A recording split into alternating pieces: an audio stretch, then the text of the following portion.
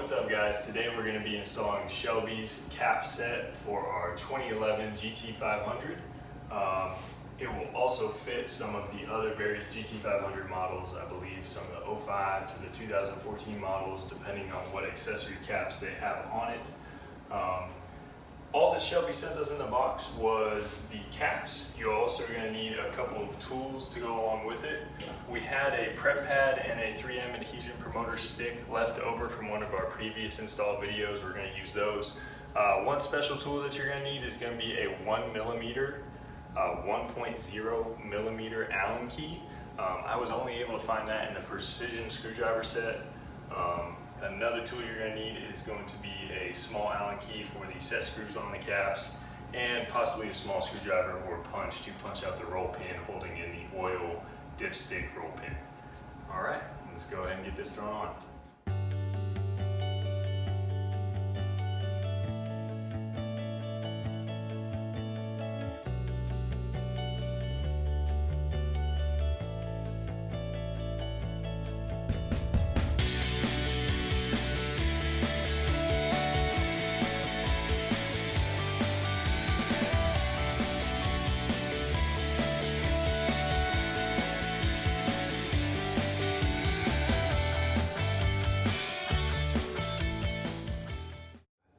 Okay, so we've already got all our old caps off of the vehicle. We have our heat exchanger reservoir cap, our coolant recovery tank cap, oil cap, brake master cylinder cap, and our washer fluid cap, as well as our whole entire dipstick.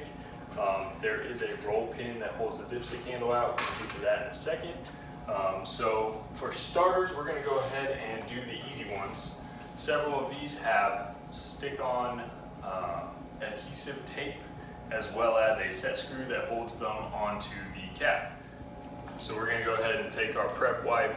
We're going to wipe down several of these surfaces on these caps that are going to be stuck on, which is going to include the heat exchanger recovery tank cap, the reservoir for the overflow, and the oil cap. And those are going to be reused. So once those have dried, we are going to go ahead and crack our 3M adhesion promoter stick. They don't include these. I believe you can get them at most auto parts supply stores. And again, it's just going to give out a liquid film that's going to dry onto the cap. And this helps promote a good bond with the tape that we are going to be adding. So this is one of our reservoir caps. As you can see, it's got an Allen key set screw on both sides, as well as some tape on the underside that will hold the stick-on cap to our new cap. It only lines up a couple different ways, so it's pretty dummy-proof here. Go ahead and line that up, press it in, and then once it's on there, you can see you can hold it upside down. It's pressed on. You're going to tighten up these set screws just a little bit. Not going to overdo it, so we don't want to break the plastic for the cap. Once we have the set screws tightened up, and that cap is now on there, we can move on to the next one. Same process for this one. And just put the cap over the existing cap from the vehicle. Press in place firmly. Take our Allen key. Tighten up the set screws. Again, don't want to kill them. Could crack the plastic on the cap. Alright, as you can see, we've already got some of our caps in place, overlaying over our existing caps. There are a couple caps though that are going to replace your existing cap instead of covering them. This includes the washer fluid cap. You no longer will need this. The new cap from Shelby will click onto the washer reservoir on your master cylinder cap. You will not be reusing this. You're actually just going to take the gasket from the inside of the master cylinder cap, place it into the new Shelby cap, and that will act as the gasket, and the cap will act as the new cap. You can always pick one of these up from Ford if you have a damaged gasket. Ours is still in good shape, so we're going to reuse it. And then after that, we're going to show you the process of trying to remove this roll pin out of the dipstick handle so that we can place our new dipstick handle on. So we're gonna take our old master cylinder cap, grab our gasket. Ours is still in good shape, like I said. We're gonna take our new cap, just pop it into place. Pretty easy process there. And now that cap is ready to go back on the car. So the next part of our install is gonna take some trial and error on your part. There's not really a good tool out there that I have in my toolbox to remove this roll pin from the dipstick handle.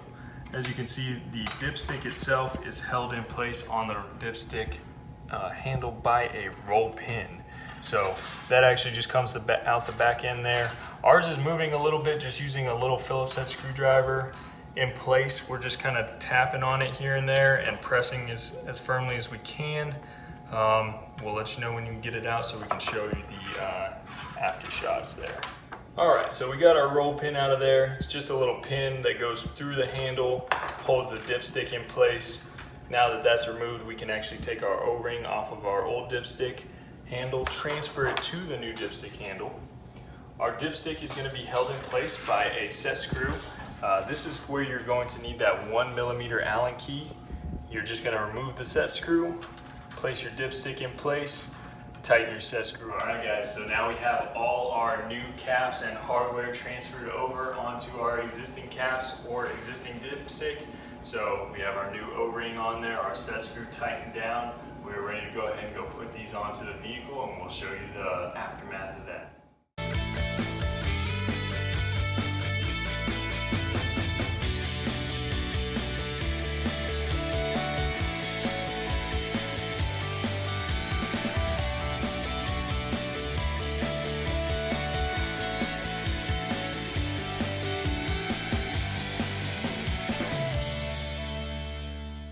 What's up, Venomous crew? We have had our Shelby cap set on our vehicle for about a week now. We have received a lot of positive feedback on them, so if you're looking for a good cap set for your Mustang, we will leave a link in the description so that you can check those out.